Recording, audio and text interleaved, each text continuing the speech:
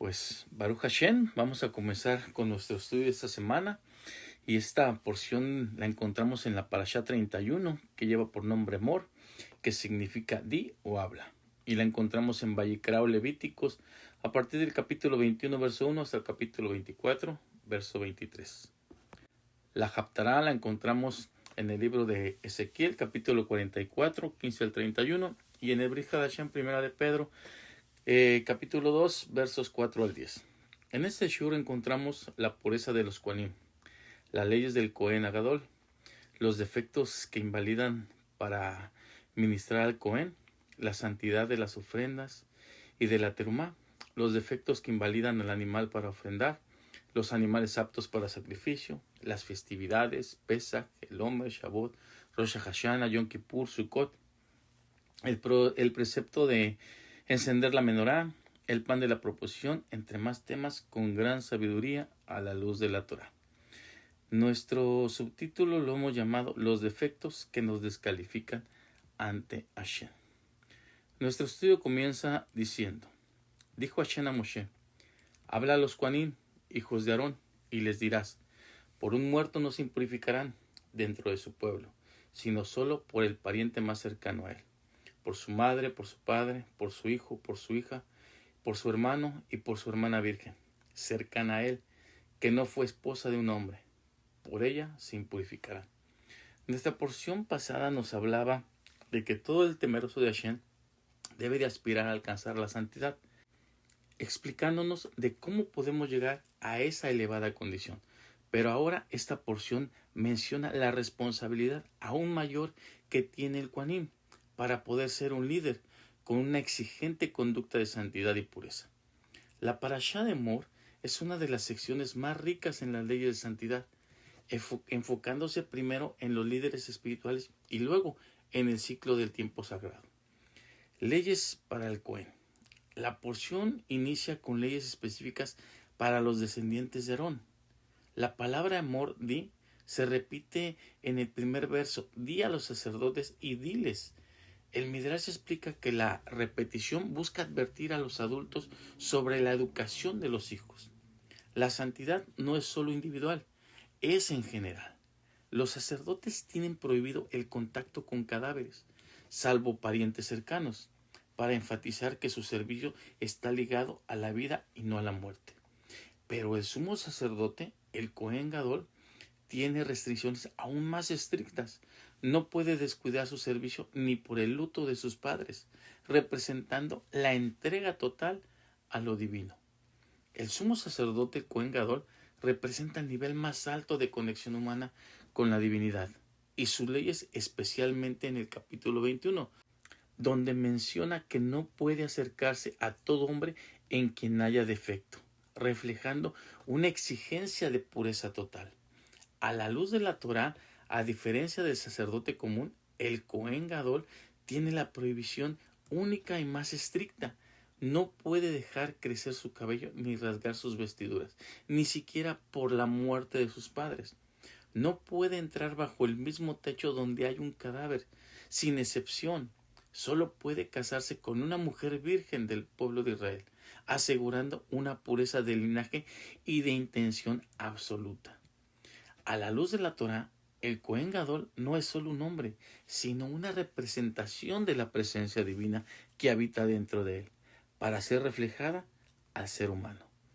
El hecho de que no puede contaminarse con la muerte simboliza que en el nivel más alto del alma, en la Neshama, la muerte no existe. El Cohen Gadol debe habitar siempre en el ámbito de la vida eterna. Es por eso que al no guardar luto, manifiesta que su conciencia está pegada a la fuente donde todo es vida, donde todo es luz y donde todo es alegría. En un nivel Sod, las vestiduras son los instrumentos con los que el Eterno creó el mundo. Que el Cohen Gadol no rasgue sus vestiduras significa que él sostiene la integridad de la creación.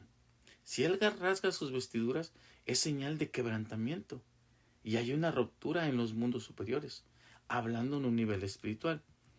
El matrimonio con una mujer virgen simboliza la unión del alma con el recipiente puro, que no ha sido afectado por influencias externas o espirituales. Es la unión de la sabiduría pura con la acción también más pura. El texto dice que sobre su cabeza se derramó el aceite de la unción. El aceite representa Jotmá, sabiduría. El Kohen Gadol es aquel cuyo pensamiento está totalmente empapado de la luz de la sabiduría divina. Por eso no puede salir del santuario. Su mente debe ser un templo constante, sin distracciones terrenales. Mientras el sacerdote común santifica lo cotidiano, el Kohen Gadol es santidad en sí mismo. Él es el puente que mantiene el flujo de bendición desde lo infinito hasta nuestro mundo físico. Pero profundicemos entonces a un nivel a la luz de la Torá.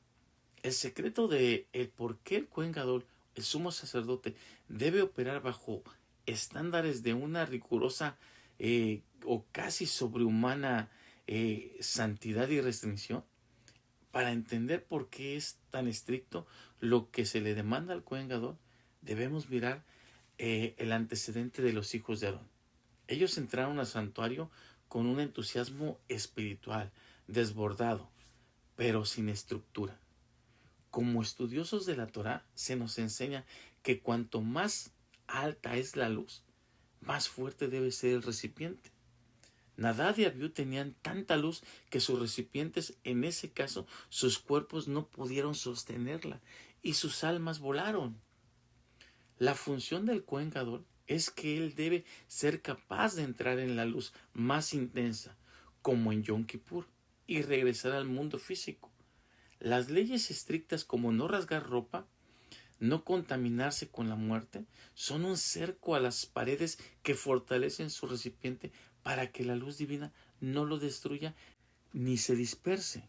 Es impactante y un nivel de elevación espiritual tan grande que el Kohen Gadol se le prohíbe el luto incluso por parte de su padre o de su madre.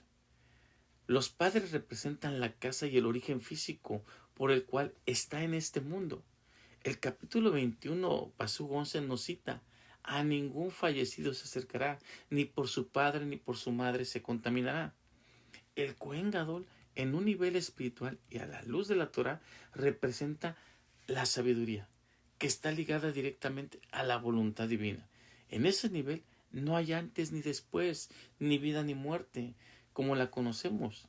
Si el Kohen Gadol se conecta con el luto por un familiar, está admitiendo una interrupción en el flujo de la Shekinah, de la presencia divina. Su prohibición del luto no es falta de sentimiento, es una declaración inminente de sufrimiento en la presencia de Hashem, y no debe de ser así, ya que la muerte es solo un ciclo de vida para una transformación de la Neshama, del alma. Vemos en otro nivel espiritual que el Kohen Gadol tenía la prohibición de salir del santuario. El Pasuk 12 nos cita: del santuario no saldrá, para no profanar el santuario de Elohim, porque la corona de aceite de unción de Hashem está sobre él. Yo soy el Eterno. Esto no significa que nunca salía físicamente del edificio, del tabernáculo del templo, sino que su conciencia nunca debía abandonar el estado de conexión con el Eterno. Él debería de estar conectado en mente, cuerpo y espíritu todo el tiempo, aun estando fuera del templo. Primera de Tesalonicenses 5:23 nos dice: y el mismo Elohim de paz os santifique por completo, y todo vuestro ser, espíritu, alma y cuerpo sea guardado íntegro, irreprensible para la venida de nuestro Mashiach. La figura del Kohen Gadol, el sumo sacerdote, actúa como el modelo perfecto de la integración entre mente, cuerpo y espíritu. El mandato de que no saldrá del santuario no es solo una regla física, sino un estado de conciencia continua. La mente del Kohen Gadol debe estar en un estado de conciencia constante de la presencia divina. Debe asumir la grandeza de su rol de tal manera que sus pensamientos nunca se desvíen del servicio sagrado. Aquí vemos por qué, a diferencia de otros, no puede mostrar señales externas de duelo, como rasgar sus vestiduras o dejar crecer el cabello, pues el gozo de estar ante el Eterno debe sobrepasar cualquier angustia personal. De ahí que el Kohen Gadol lleva en su frente una placa de oro con las palabras Kodesh la Hashem, santidad a Hashem, sirviendo como un recordatorio físico de que su mente está consagrada a las cosas del cielo. El Ruach HaKodesh es el motor que lo mantiene unido a Hashem, incluso si sus pies caminan fuera del edificio físico. Según el Rambam, el Kohen Gadol se considera espiritualmente dentro del santuario en todo momento. Su santidad es una condición inseparable que no lo abandona.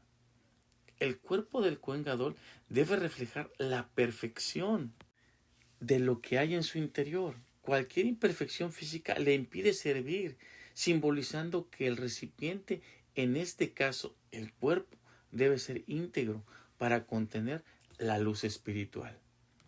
El Kohen Gadol nos enseña que la verdadera conexión con el Eterno no depende de un lugar geográfico físico, sino se convierte en todo nuestro ser. Lo que pensamos, lo que sentimos y lo que hacemos. Ese es un santuario vivo que nunca se debe de abandonar. Porque un Cohen, un sacerdote, que sale, que se distrae con los deseos mundanos, crea un cortocircuito en un flujo de bendición. No solo bloquea la presencia divina en él, sino para todos los que lo rodean. Su estricta responsabilidad es el precio de ser canal central de la luz divina para la humanidad. Como temeroso de Hashem, en un nivel de santidad, cada uno de nosotros tiene un Kohen Gadol dentro. Cuando nos enfrentamos a situaciones de muerte, tristeza, depresión o fracaso, o simplemente salimos y nos enfocamos en los placeres del mundo, la ley del Kohen Gadol nos enseña que hay una parte de nosotros que no debe de contaminarse. Hay un punto en nuestra alma que debe permanecer siempre en el santuario, intacto, sin rasgar sus vestiduras, confiando plenamente en la vida eterna y en un mundo por venir, con la llegada del justo Redentor, que prontamente sea y en nuestros días.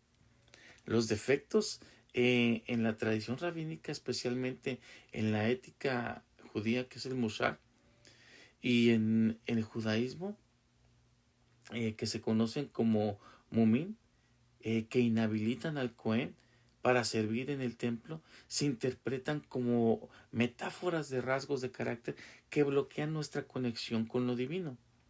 Vayikra o Levíticos 21:17 nos dice que habla a Aarón diciendo: un hombre de tu simiente en sus generaciones, en quien haya defecto, no se acercará a ofrendar el alimento de tu Elohim.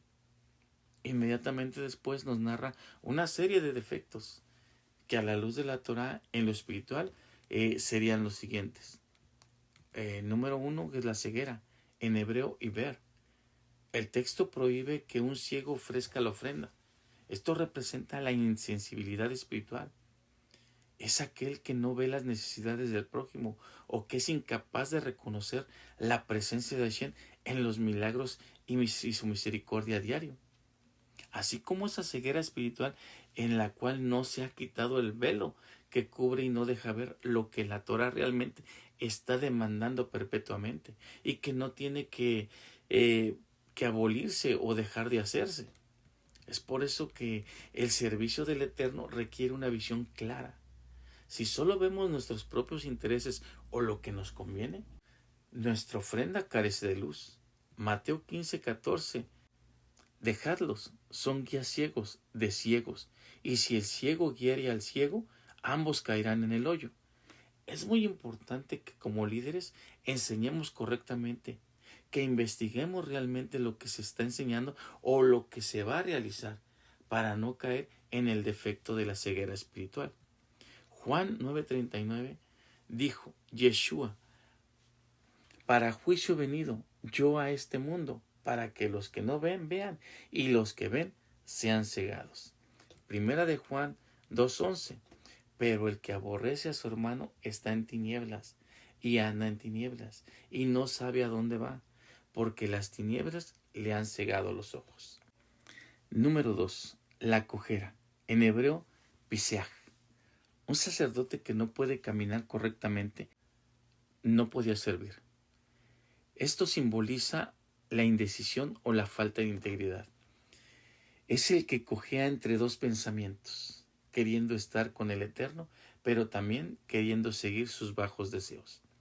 El profeta Elías utiliza una metáfora en Primera de Reyes 18:21, retando al pueblo: ¿hasta cuándo claudicaréis, cojeréis vosotros entre los pensamientos?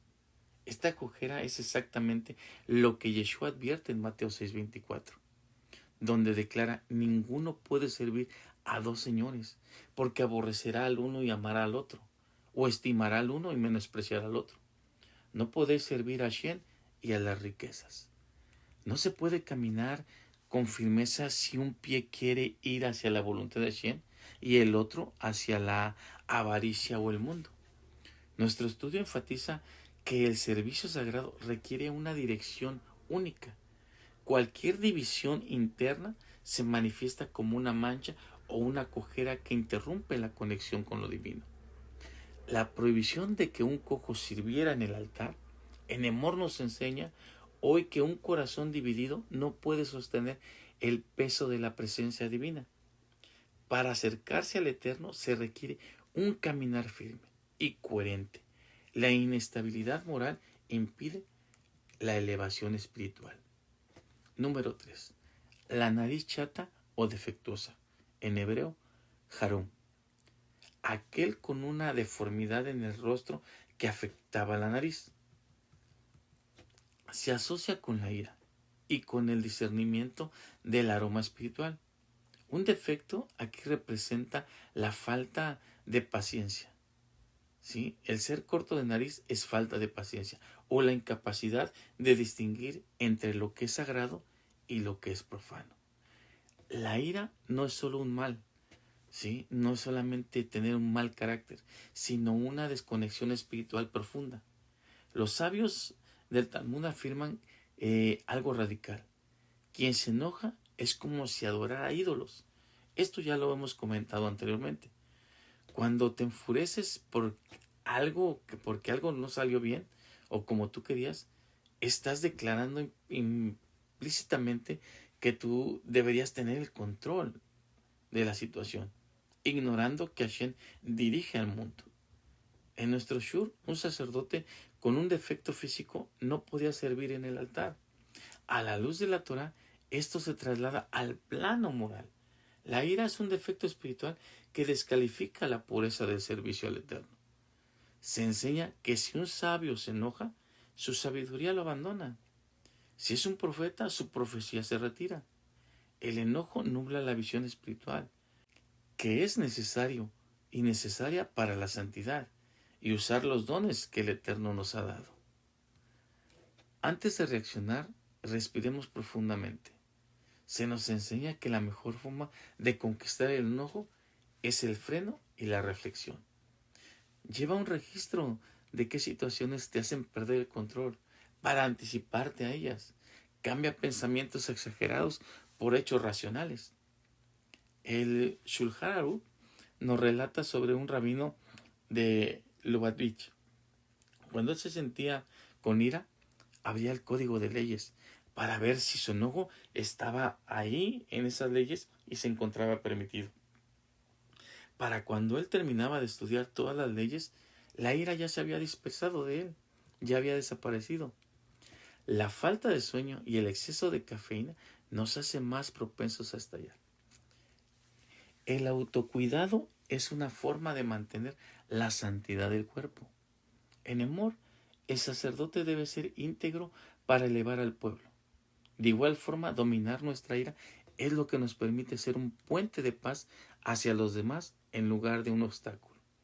Quien actúa impulsado por la ira constante no puede elevar una ofrenda de paz. Número 4. Las extremidades desproporcionadas. En hebreo, sarwa. Tener un miembro más largo que el otro. Esto representa la falta de equilibrio. El exceso de bondad sin límites que puede volverse permisividad con el mal o el exceso de rigor sin compasión. Eclesiastés 7, 16 al 17 nos dice: no seas demasiado justo, ni seas inteligente por demás. porque habrás de destruirte. No hagas mucha maldad y no seas necio, porque habrás de morir antes de tu tiempo. La desproporción es una metáfora de ser demasiado en algo. El exceso de rigor o el exceso de indulgencia rompen la santidad. Se enseña que la falta de equilibrio en la vida puede empeorar una desproporción espiritual si no se busca un balance en nuestros actos. El servicio al Eterno debe ser armonioso. Cualquier rasgo de carácter que se lleve al extremo, aunque parezca bueno, se convierte en un defecto que nos impide servir al Eterno. Número 5. Manos o pies fracturados. Las manos simbolizan la acción y los pies la dirección. Esto representa a quienes tienen quebrada su voluntad para hacer el bien. Alguien que sabe lo que es correcto, pero sus herramientas para actuar están rotas por la pereza o el cinismo. El Salmo 37 nos explica cómo la mano del Eterno actúa como el soporte que sana o previene la fractura espiritual de temeroso de Hashem. Por Hashem son ordenados los pasos del hombre, y él aprueba su camino. Cuando el hombre cayere, no quedará postrado, porque Hashem sostiene su mano. El pie roto representa la incapacidad de caminar en los preceptos de la Torá. El que teme al Eterno cuida sus pasos para no fracturar su conducta. La mano rota representa la incapacidad de actuar o realizar obras de justicia. Sin una mano sana, el servicio al rey está incompleta. No basta con tener la intención. El servicio requiere que nuestras manos sean instrumentos sanos para poder ser usadas por Hashem. El capítulo 21, Pasuk 20, nos habla del defecto de la ceja desproporcionadamente grande, que en hebreo se conoce como giben. Según los sabios, esto incluye a quienes tienen la ceja tan grande que cuelga sobre sus ojos, afectando su visión. El tejidino Salmo 119, Pasuk 18, nos cita: abre mis ojos y miraré las maravillas de tu ley. En el contexto del servicio sagrado, una ceja que obstruye la vista representa el juicio, ¿sí? Un juicio nublado o la visión espiritual distorsionada. Una ceja grande o altiva se asocia en lo espiritual con la falta de humildad y por ende el exceso de altivez. Proverbios 30, Pasuk 13, hay generaciones cuyos ojos son altivos y cuyos párpados están levantados en alto. Este defecto nos enseña que cuando nuestro yo crece demasiado, nos impide ver con claridad el camino correcto a la luz de la Torá. Si la ceja larga representa un obstáculo, el temor a Hashem es el filtro que limpia esa visión. Mateo 6, Pasuk 22 nos dice: la lámpara del cuerpo es el ojo, así que si tu ojo es bueno, todo tu cuerpo estará lleno de luz. En el templo, el sacerdote necesitaba una visión perfecta para discernir entre lo puro y lo impuro, espiritualmente. Es por eso que debemos recortar los excesos de nuestro carácter para que nuestro ojo sea bueno. La ceja desproporcionada es un velo natural. El estudio de Emor nos invita a quitar cualquier cosa que, aunque parezca parte de nosotros, nos está impidiendo discernir la voluntad divina. Mancha en el ojo, en hebreo, tebuló. El Pasuk 20 menciona que quienes tengan una membrana en su ojo o una confusión en su pupila que nuble la visión, esto representa el juicio nublado y la mezcla de intenciones. Es cuando el ser humano hace algo bueno, pero con una intención egoísta que se esconde muy dentro de él. Por ejemplo, dar caridad solo para ser visto. La mancha es la falta de pureza en el pensamiento. Para que el servicio sea grato al Eterno, el ojo del alma debe ser transparente. Ver el mundo con una mezcla de envidia y piedad es tener una mancha que impide ver la verdad divina. Proverbios 14, Pasuk 30, el corazón apacible es vida de la carne, mas la envidia es carcoma de los huesos. La pureza del cuerpo refleja la pureza del alma.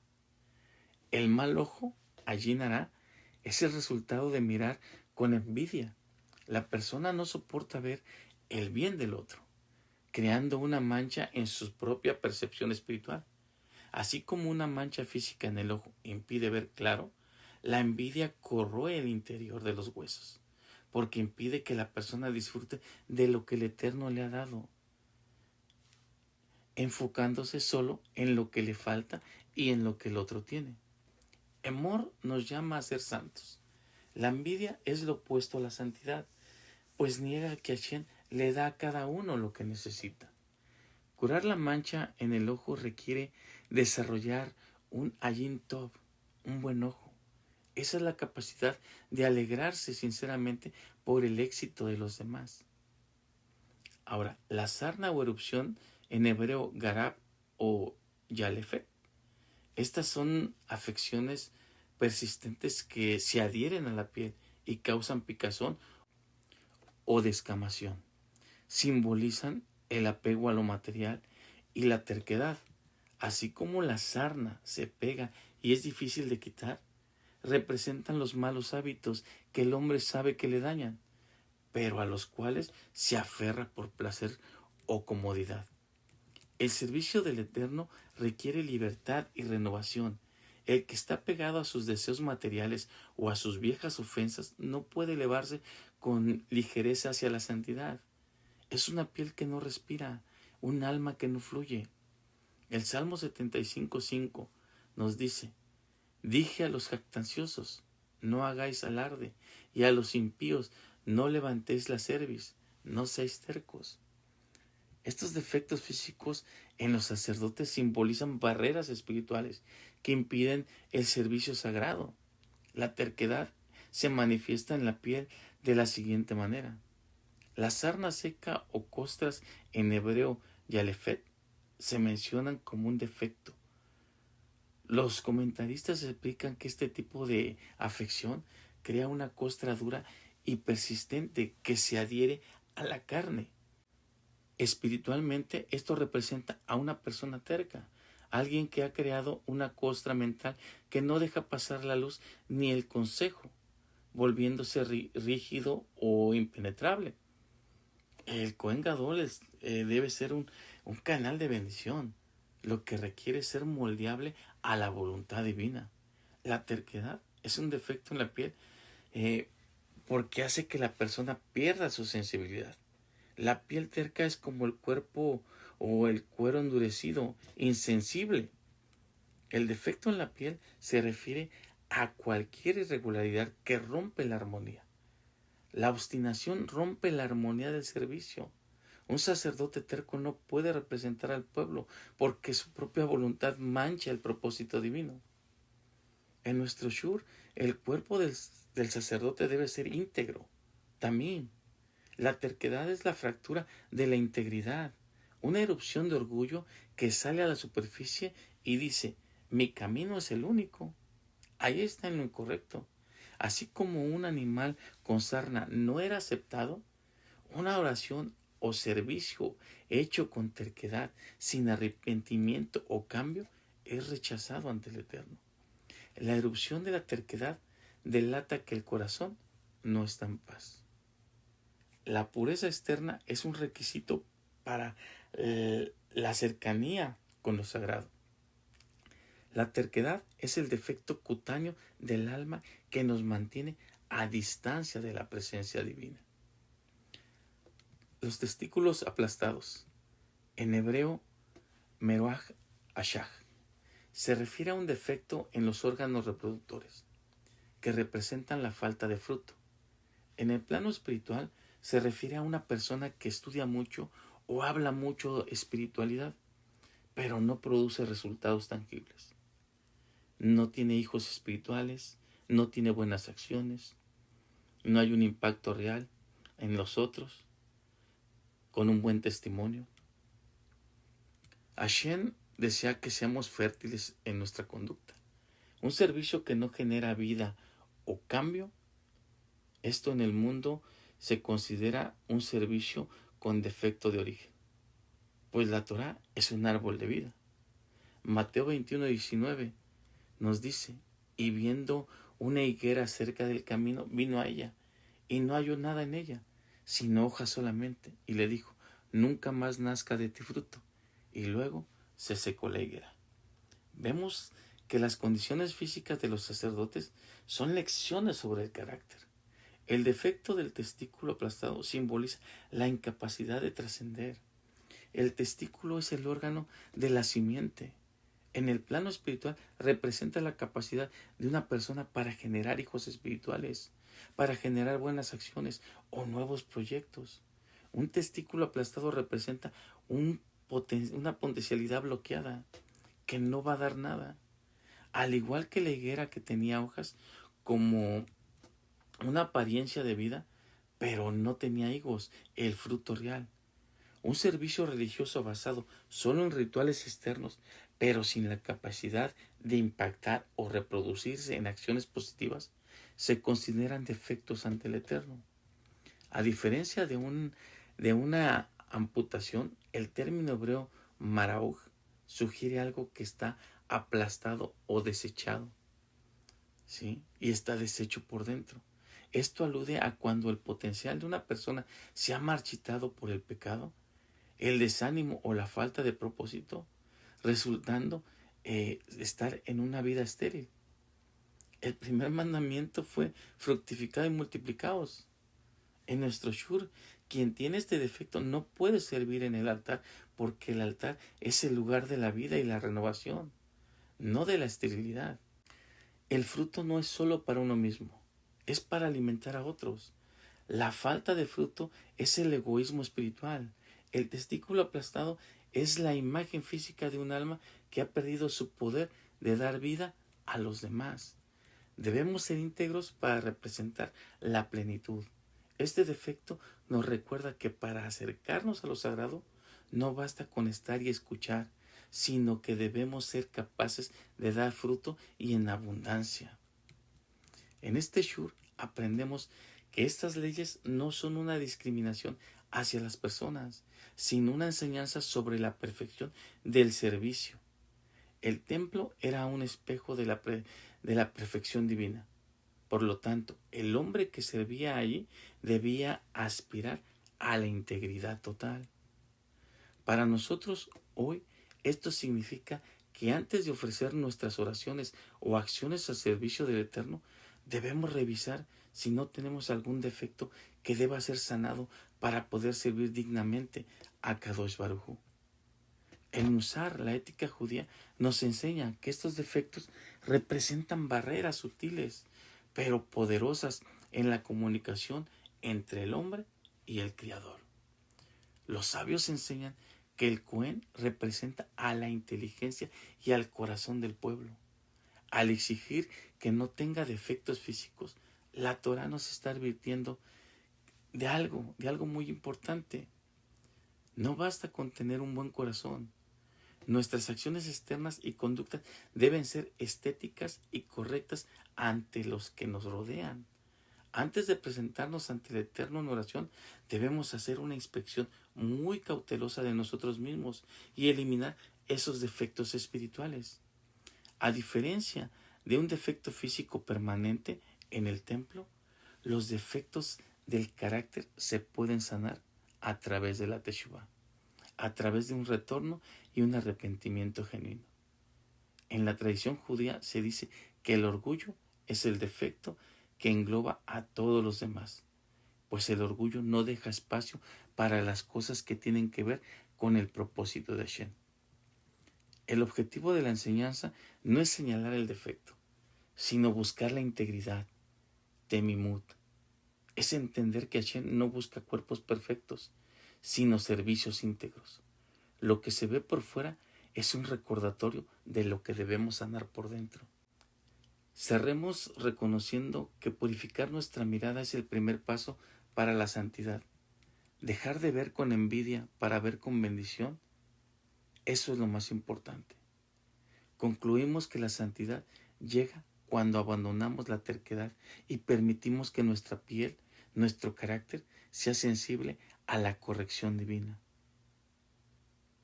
Terminamos con el compromiso de que nuestra vida no sea solo apariencia, sino que cada encuentro con lo sagrado nos haga personas que den fruto y dejen un legado. En Emor, Hashem le dice a los sacerdotes: yo soy el que los santifico. La finalidad del estudio es reconocer que aunque todos tenemos manchas, costras o esterilidad espiritual, el proceso de acercarnos al altar es lo que nos va puliendo. No nos acerquemos porque seamos perfectos. Nos acercamos para ser perfeccionados. Así que sigamos en este caminar, sigamos en este tiempo. Este estudio también nos habla del Omer y de las festividades. Estamos en el Omer y sigamos caminando esos 49 días para poder seguirnos elevarnos cada vez más, rectificar todos y cada uno de nuestros errores, para poder ser dignos de estar ante la presencia de Akadosh Baruj Hu. Vamos a cerrar con una oración. Padre Celestial, te damos gracias por tu palabra en esta porción de la Torah. Hoy reconocemos que aunque no servimos en un templo físico, tú nos has llamado a ser un reino de sacerdotes. Te pedimos que sanes nuestras manchas de envidia para ver al prójimo con amor. Quita la sarna de nuestra terquedad para ser dóciles a tu consejo. Sana cualquier esterilidad de nuestra alma para que nuestra vida no solo tenga apariencia, sino que dé frutos que permanezcan. Permite que al reconocer nuestros defectos no nos alejemos de ti, sino que corramos hacia tu santidad para ser transformados. Que nuestra integridad externa sea el reflejo de un corazón que te ama, de un corazón digno y agradable para estar en tu presencia. Amén y amén. Pues Baruch Hashem, que el Eterno bendiga sus vidas, esperando que este estudio haya sido de bendición para cada uno de ustedes. Nos vemos en el próximo Shur. Shabbat Shalom.